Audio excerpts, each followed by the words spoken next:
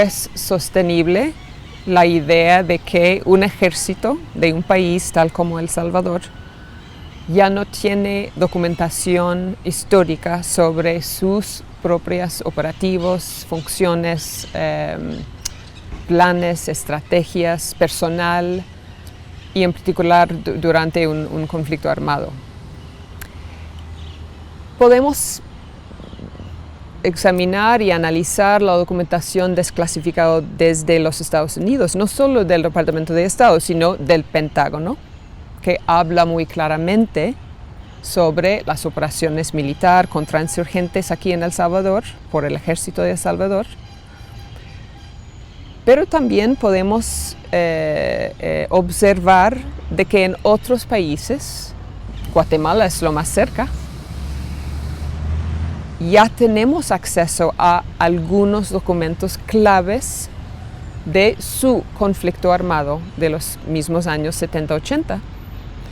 Y es evidente desde, por ejemplo, la documentación del Ejército de Guatemala, de que ejércitos por todas las Américas produjeron, generaron información, papel, reportes, informes, órdenes, mapas y cualquier tipo de documentación durante cada fase, cada momento, cada día, cada semana, cada mes de su funcionamiento durante el conflicto. Entonces no es viable, de que no es posible de que el ejército de El Salvador ya no tiene archivos.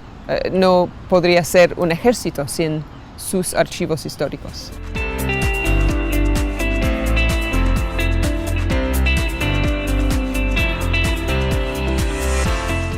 Primero con información de inteligencia que siempre el ejército de El Salvador entregó a sus socios de los Estados Unidos, sus patrocinadores.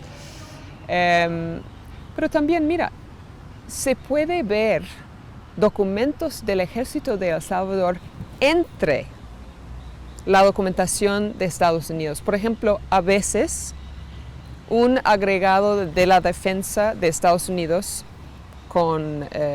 puesto aquí en el país durante la guerra había copiado un orden general del ejército de El Salvador y lo agregó a su propio cable o informe o inteligencia a Washington. Entonces no solo tenemos reportes por nuestros oficiales del Pentágono, de la CIA, del Departamento de Estado sobre los operativos del ejército de El Salvador, sino también hay pocos, pero hay documentos del mero ejército de acá entre nuestra documentación. Eso también poner la prueba de que existe documentación, por supuesto. Y hay que empezar ahí. O sea, la línea de que no hay documentos es un juego.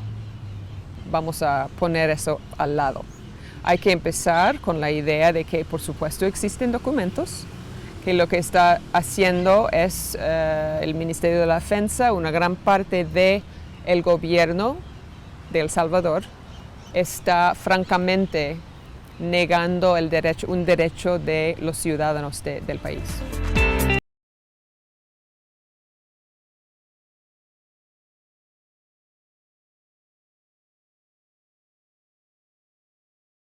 Absolutamente. De hecho, después de la publicación del informe de la Comisión de la Verdad en 1993, un grupo de miembros de nuestro Congreso norteamericano pidió al nuevo presidente Bill Clinton, en ese entonces, para la desclasificación de documentos sobre la guerra en El Salvador, casi como para compartir la obligación de la verdad y la transparencia de cómo pasó, cómo sucedió todo eso. qué fue nuestra relación, qué era nuestra relación con los gobiernos en El Salvador. Y Clinton respondió 6 meses después con la desclasificación de unos 12,000 documentos de la embajada norteamericana en San Salvador, del Pentágono, de la Agencia de Inteligencia de la Defensa, de la CIA, del Departamento de Estado, y no solo sobre las operaciones del mismo gobierno, sino también sobre el FMLN. Eso es parte de la desclasificación, es cierto.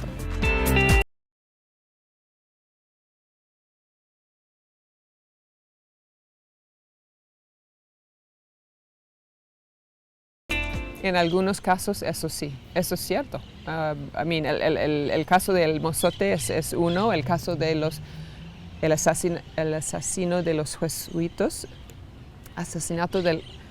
en el caso del asesinato de los jesuitas también hay información sobre los operativos aquí que se podría utilizar en memoria histórica, en pruebas en una corte, en muchas maneras.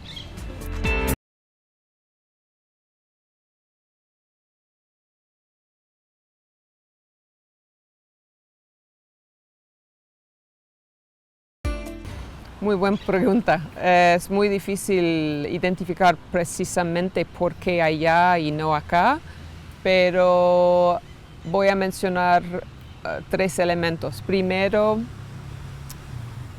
hay diferencias en el desarrollo, la cantidad de la sociedad civil, las organizaciones, su involucramiento. Yo creo que aquí en El Salvador, poco a poco, las organizaciones de sociedad civil están cada día mucho más unidas y coherentes en sus estrategias. Eso es muy importante y yo creo que las organizaciones allá en Guatemala se habían unido un poco más temprano, primero.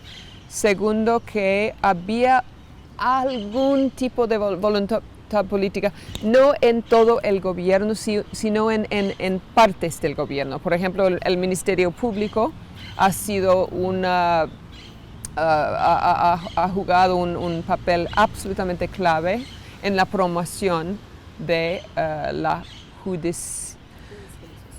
judicialización de los casos de derechos humanos.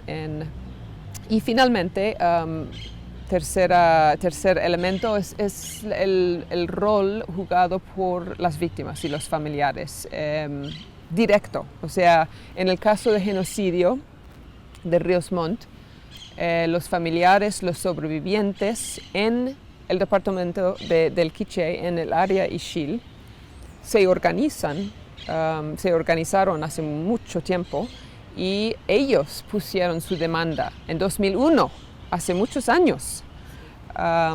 Entonces este papel también ha sido muy, muy importante.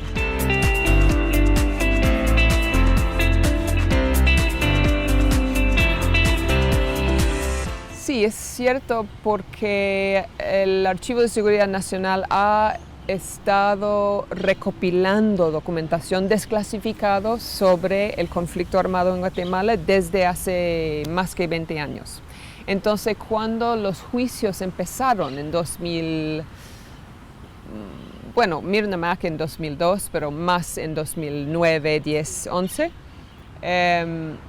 ya estuvimos preparados para llevar y presentar con un análisis bien elaborado estos documentos desclasificados que tenían información absolutamente relevante como evidencias en estos casos. También porque yo creo que el Archivo de Seguridad Nacional fue identificado a través de la prensa y algunos juicios que ya se ocurrieron, identificado con un instituto de investigación que tiene un interés especial en los documentos. Habían algunas filtraciones de documentos del Ejército de Guatemala a nosotros. Y estos documentos también entregamos a los abogados, los jueces, con un análisis, tal como en el caso de genocidio y otros casos.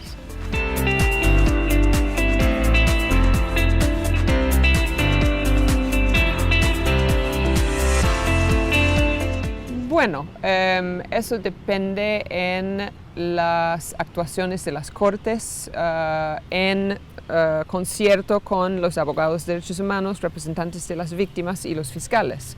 Pero sí, si a nosotros nos llaman para participar en estos casos, por supuesto, con gusto vamos a llevar nuestra documentación y ayudar con el análisis. Hay otras instituciones en Estados Unidos, la Universidad de Washington también tiene, ha sido mucho trabajo en este ámbito. Entonces hay varias instituciones allá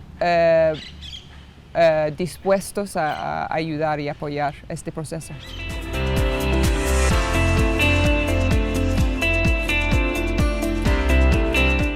Pues en cuanto a la documentación del Archivo de Seguridad Nacional, sí ya está introducido en el caso en España, en colaboración con la doctora profesora Terry Carl de Stanford University. Hemos producido unos peritajes, uno por Dr. Carl, sobre la guerra y qué dicen los documentos sobre la guerra. Y yo di un peritaje sobre los documentos por sí mismos, o sea, de dónde vienen, por qué se generaron, qué son, por qué lo tenemos y todo eso. Entonces sí, hay un montón de documentos relevantes a este caso ya introducido en el caso en España. Y van a venir a El Salvador si el caso prospera acá.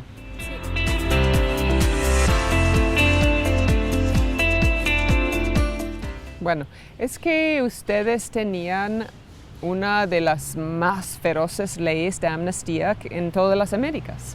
Y eso puso paro a todas las investigaciones, todos los casos, todos los juicios por 25 años. Y eso ha dañado la capacidad no solo de las cortes, los fiscales, sino también las organizaciones, saber cómo avanzar estos casos.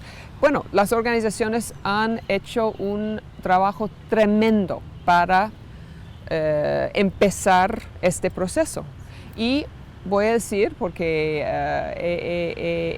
he reunido con algunos de los fiscales, ellos también, hay una unidad que está completamente enfocado en los casos históricos, ellos también están haciendo un esfuerzo muy importante en eso.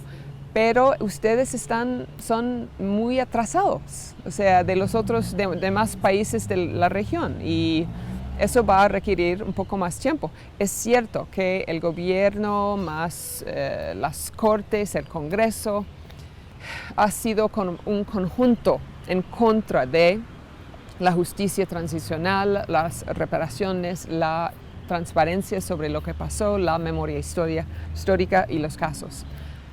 Ahora tal vez con el cambio en la ley de amnistía, algo puede pasar. Eso es la esperanza, por supuesto.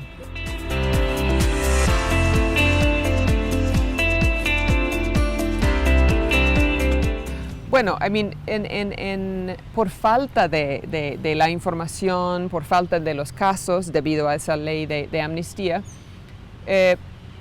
las organizaciones han hecho un buen trabajo en recopilar los testimonios de las víctimas, eso sí, y eso es muy importante. Ahora es el momento, y como ya dije, están atrasados. Ahora es el momento de realmente poner atención en cómo organizar estos casos, estos juicios, para satisfacer el deseo enorme en la sociedad por justicia para estos crímenes de derechos humanos. ¿Cómo veo la cuestión de acceso a la información acá? Por supuesto, tiene muchos problemas, pero ustedes tienen un instituto de acceso a la información que está tratando por muchas estrategias de empujar al gobierno, de cumplir sus obligaciones. Y eso es bueno. Tienen instituciones que están intentando y por eso tengo esperanza.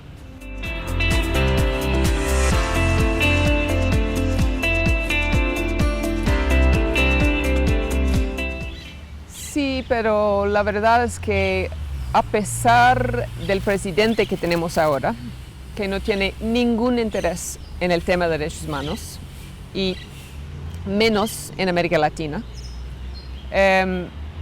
por supuesto hay un gran